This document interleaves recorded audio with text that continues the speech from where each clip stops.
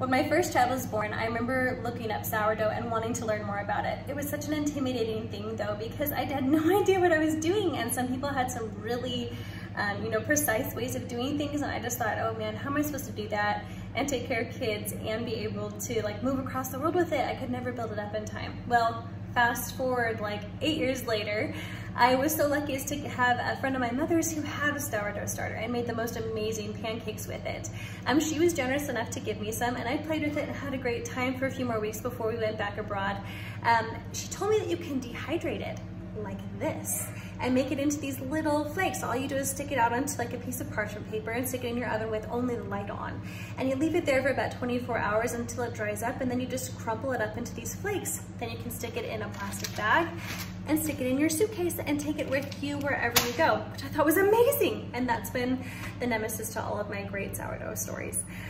Today I'm gonna show you just how to make a really basic sourdough bread. I've looked up a ton of different recipes online, and sometimes they seem to be like so intense with this folding and with like proper temperatures and all this other craziness. And I've tried really hard to get it down to something that I feel I can manage with 4 kids and virtual school and the household and everything else like that. So this is my recipe. It's extremely simple. It might not make the most beautiful artisan bread you've ever seen, but it will still be beautiful, and it will still taste better than any bread you're gonna get in a store. Well, most stores. There's some amazing stores out there, but what I can find, this is the best, one of the best I've ever found. This is my starter. Basically what I like to do is I feed it with water and some flour, and I stick it back in my fridge for about a week, week and a half sometimes, and then I pull it out when I need it. Some weeks I use it multiple times a week, sometimes I don't use it at all, and I just kind of cycle through it. But instead of throwing away the leftovers, I oftentimes just make sourdough pancakes or some sort of boule bread. For my quantity, I just take a big heaping spoonful and just put it into my bowl. You can see there's not a ton left, but when I've zeroed out my scale, see there's actually quite a bit, 47 grams, and I can totally work with that. All right, so I'm gonna zero out my scale, and then I'm going to try to add in about 47 grams of water. Doesn't have to be super precise, 50 is close enough. I'll zero it again, and I'm gonna add in about 45-ish, 47-ish grams of just some whole wheat flour here. That'll do. And then I just stir it up. Okay, for this flour that I have, it's really strange with the thickening. Get that focused here, but you can kind of see it makes it into this sort of a paste. Sometimes it's a little bit looser, sometimes not. When you do the weight measurements, you're getting the most precise that you can. I'm just going to put on the lid and get it back in my refrigerator, and then I can use it whenever I'm ready to next time. All right, back to the bowl with the stuff that we would either discard or make something good out of. Lots of recipes give you an exact measurement of some sourdough that you could use, like a cup, 250 grams, stuff like that. For this really lazy, cheap, cheating kind of sourdough, I don't think it really makes a huge difference. I poured in 2 cups of water here, and I'm just gonna give it a little stir and loosen it up. Then I'm gonna take about 2 teaspoons of some salt. This is always the hardest part for me because I forget. I take care of the jar and I take care of this, and I forget to add salt to this. The only difference when you're making bread as opposed to kind of ingredients that you might for your starter in your fridge.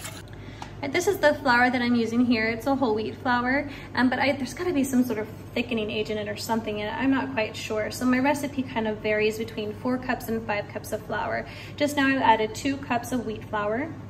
Right, and now I'm adding 2 cups of white all-purpose flour. And then I'm just gonna stir it up and see how it is thick-wise. Okay, next when I'm looking at my dough, it's got this raggedy kind of texture to it, but I can see that it's looking pretty thick, so it's come together. I'm going to just knead it up a little bit just to get it together in a full shape. It's still a little bit sticky. A sourdough you want to keep a bit sticky. So I'm just gonna put this together like this. I'm not gonna worry about kneading too much with this sourdough. I found that there's a lot of gluten buildup when it's just kind of coming together and getting sour and fermenting. And so you don't really need to do too much. So I'm not really working through the gluten too much, and it's gonna be okay. So I'll just take this and get it back in my bowl. Okay, preferably a reusable lid. And then we're just going to seal it on tight. And after about 24 hours, we're going to pull it out of the fridge. I think you can do somewhere between 12 to 24, but I normally do about 24. All right, so we'll just set that there and say hello again tomorrow. After about 24 hours of taking it out, and you can see there's not a huge rise. Now, because this is an older sourdough starter, like it's been sitting in the refrigerator for about a week, as opposed to just 24 hours on the counter, it's not going to rise as much. We'll let it sit on the counter for about 2 hours until it starts to rise a little bit more, and then we'll get it ready to put in the oven. All right, depending on the warmth or coolness of your kitchen, about 2 to 3-ish hours, and letting this kind of warm up and get used to room temperature.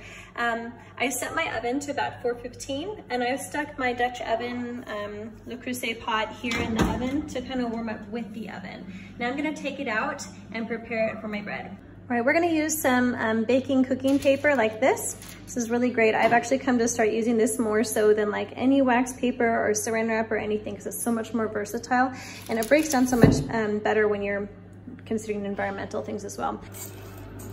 As you can see, my dough's a little bit wetter. That's okay, I'm not that concerned about it. And then I just wanna make sure I'm forming it to get a good smoothish texture. You can get your hands wet if you need to, but I feel like this isn't too bad right now. Next, I'm going to use a glove, take off the lid.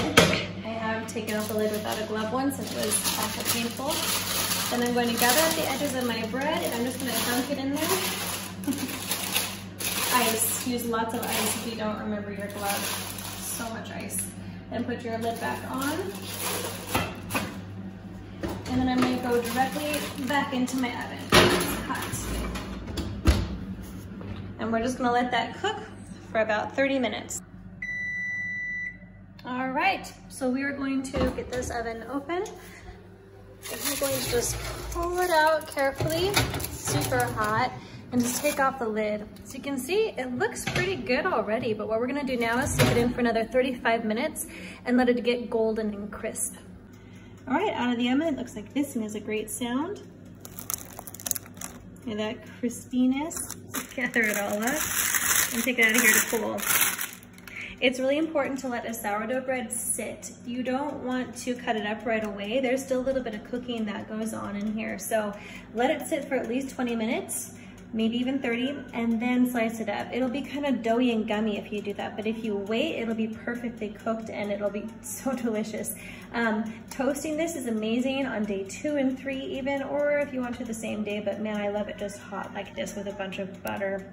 You can see the rise isn't as big with this because it was in the refrigerator for so long, but the flavor and texture will still be amazing.